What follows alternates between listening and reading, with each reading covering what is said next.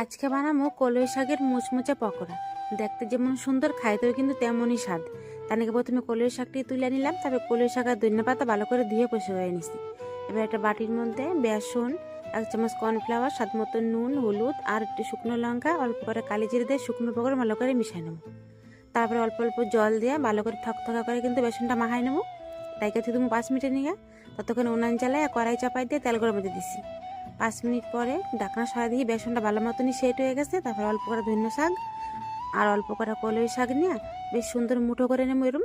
তারপরে দেন বেসনের মধ্যে চুবাইয়া ভালো করে কিন্তু চুবাইতে হবে, সব জায়গাতে বেসনের যেন লাগে। তারপর গরম গরম তেলের মধ্যে দিয়ে দেবো।